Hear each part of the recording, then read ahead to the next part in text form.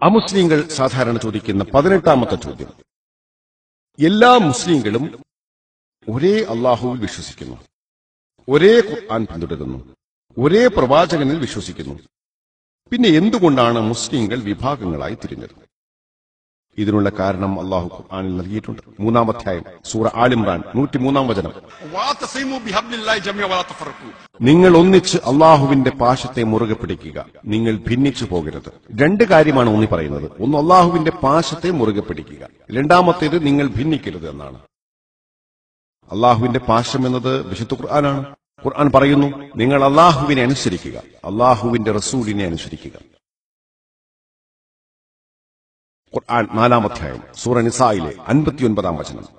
അതുകൊണ്ട് നമ്മൾ അള്ളാഹുവിനെ മുറുകെ പിടിക്കണം, റസൂലിനെയും മുറുകെ പിടിക്കണം, ഭിന്നിക്കാൻ പാടില്ല. അള്ളാഹു ഖുർആനിൽ പറയുന്നു, 6-ാം അധ്യായം സൂറത്തുൽ അൻആം 159-ാം വചനം. തങ്ങളുടെ മതത്തിൽ ഭിന്നത ഉണ്ടാക്കുകയും കക്ഷികളായി തീരുകയും ചെയ്തവരാരോ അവരുമായി, ഓ പ്രവാചകരെ, താങ്കൾക്ക് യാതൊരു ബന്ധവുമില്ല. അവരുടെ കാര്യം അള്ളാഹുവിലേക്ക് തന്നെയാണ് മടക്കപ്പെടുന്നത്.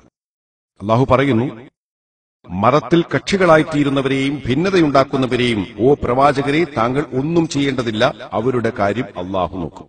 സാധാരണ നമ്മൾ മുസ്ലിങ്ങളോട് നിങ്ങൾ ഏതാണെന്ന് ചോദിച്ചാൽ അവർ പറയും, ചിലർ പറയും ഞാൻ സുന്നിയാണ്, ചിലർ പറയും ഞാൻ ഷിയായാണ്, ചിലർ അനഫിയാണെന്ന് പറയും, ചിലർ ഷാഫിയാണെന്ന് പറയും, ചിലർ ഹൻബലിയാണെന്ന് പറയും, ചിലർ മാലിക്കിയാണെന്ന് പറയും, ചിലർ ദുയൂബന്ദിയാണെന്ന് പറയും, ചിലർ ബറേൽവിയാണെന്ന് പറയും, അഹ്ലെ ഹദീസ് എന്ന് പറയും, ചിലർ സലഫി എന്ന് പറയും, ചിലർ ജമാഅത്തെ ഇസ്ലാമി എന്ന് പറയും, ചിലർ തബ്ലീഗ് എന്ന് പറയും. പ്രിയപ്പെട്ട പ്രവാചകനെ കുറിച്ച് എന്താണ് പറയുക? പ്രിയ പ്രവാചകൻ ആരായിരുന്നു? അനഫിയോ ഷാഫിയോ ഹംബലിയോ ആയിരുന്നുവോ? അദ്ദേഹം മുസ്ലിം ആയിരുന്നു. വിശുദ്ധ ഖുർആൻ 3-ാം അധ്യായം സൂറ ആൽ ഇംറാനിലെ 52-ാം വചനം. ഈ നബി സല്ലല്ലാഹു അലൈഹി വസല്ലം മുസ്ലിം ആയിരുന്നു. 3-ാം അധ്യായം സൂറ ആൽ ഇംറാനിലെ 67-ാം വചനം. ഇബ്രാഹിം അലൈഹിസ്സലാം യഹൂദനോ ക്രിസ്ത്യാനിയോ ആയിരുന്നില്ല, അദ്ദേഹം മുസ്ലിം ആയിരുന്നു.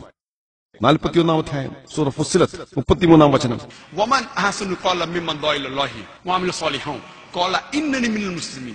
ഞാൻ മുസ്ലിമാണെന്നാണ് പറഞ്ഞത്. ദഅവത്തിനുള്ള പൊതുതത്വത്തിൽ ഞാൻ പറഞ്ഞിട്ടുണ്ട്, ദഅവത്തിൽ ഏറ്റവും പ്രധാനപ്പെട്ടത് എന്നെ സംബന്ധിച്ചിടത്തോളം ഖുർആനിലെ ഏറ്റവും പ്രധാനപ്പെട്ട വചനം 3-ാം അധ്യായം സൂറ ആൽ ഇംറാൻ 64-ാം വചനമാണ്. നബിയെ പറയുക, വേദക്കാരെ, ഞങ്ങൾക്കും നിങ്ങൾക്കുമിടയിൽ സമമായുള്ള ഒരു വാക്യത്തിലേക്ക് നിങ്ങൾ വരുവിൻ. അതായത് അല്ലാഹുവെയല്ലാതെ നാം ആരാധിക്കാതിരിക്കുകയും അവനോട് യാതൊന്നിനെയും പങ്കുചേർക്കാതിരിക്കുകയും നമ്മളിൽ ചിലർ ചിലരെ അള്ളാഹുവിന് പുറമെ രക്ഷിതാക്കളാക്കാതിരിക്കുകയും ചെയ്യുക. നിങ്ങൾ സാക്ഷ്യം വഹിക്കുന്നു എന്ന് പറയുക, ഞങ്ങൾ അള്ളാഹുവിന് കീഴ്പ്പെട്ടവരാണെന്നതിന്. നമ്മൾ മുസ്ലിങ്ങളാണ്. ഖുർആനിൽ 22 സ്ഥലത്ത് ഞങ്ങൾ മുസ്ലിങ്ങളാണെന്ന് പറയൂ എന്ന് അള്ളാഹു പ്രസ്താവിച്ചിട്ടുണ്ട്. ഖുർആൻ 22-ാം അധ്യായം സൂറ ഹജ്ജ് 78-ാം വചനം പറയുന്നു, എന്റെ മക്കളെ മുസ്ലിങ്ങളാക്കണമെന്ന്. ഈ ഇമാമുമാരും ഇസ്ലാമിലെ ഈ മഹാപണ്ഡിതരും, ഇമാം അബൂ ഹനീഫ, ഇമാം അഹമ്മദ് ഇബ്നു ഹംബൽ, ഇമാം മാലിക്, ഇമാം ഷാഫി, അള്ളാഹു അവർക്ക് കരുണയും സമാധാനം നൽകട്ടെ, ഞാൻ അവരെ സ്നേഹിക്കുന്നു, ആദരിക്കുന്നു. ഇവരെല്ലാം ഇസ്ലാമിലെ മഹാപണ്ഡിതരാണ്. അവരെല്ലാം അവരോട് ചോദിച്ചാൽ, ഇമാം ഹനീഫയോട് നിങ്ങൾ ആരാണെന്ന് ചോദിച്ചാൽ എന്താണ് അവർ മറുപടി പറയുക? എന്താണ് അവർ പറയുക? ഞാനൊരു മുസ്ലിമാണ്. നമ്മൾ ഈ പണ്ഡിതരെ സ്നേഹിക്കുന്നു, ഈ പണ്ഡിതരെ ആദരിക്കുന്നു. എല്ലാ പണ്ഡിതരും പറഞ്ഞു, അള്ളാഹുവിനും ദൂതനും എതിരായി എന്റെ ഏതെങ്കിലും ഫത്വ കണ്ടാൽ അത് നിങ്ങൾ വലിച്ചെറിയണം. നമ്മൾ അവരെ ആദരിക്കുന്നു, സ്നേഹിക്കുന്നു. പക്ഷേ അവരെല്ലാവരും വന്നത് ഇസ്ലാമിലേക്ക് അടുപ്പിക്കാനും ഇസ്ലാം ആദരിക്കുന്നവരാകുവാനും വേണ്ടിയാണ്, നമ്മുടെ മതത്തെ വിഭജിക്കാൻ വേണ്ടിയല്ല. 4-ാം അധ്യായം സൂറ നിസാ 59-ാം വചനം പറയുന്നു, ഓ വിശ്വസിച്ചവരെ, നിങ്ങൾ അള്ളാഹുവിനെയും റസൂലിനെയും അനുസരിക്കുക. കൈകാര്യകർത്താക്കളെയും. ജനങ്ങൾ പറയും അള്ളാഹുവിൽ വിശ്വസിക്കുക, പ്രവാചകനിൽ വിശ്വസിക്കുക, പണ്ഡിതരിൽ വിശ്വസിക്കുക. അവിടെ വിവേചനമുണ്ടോ? ഇല്ലയോ? ആയത്ത് അവിടെ അവസാനിക്കുന്നില്ല, ആയത്ത് തുടരുന്നു.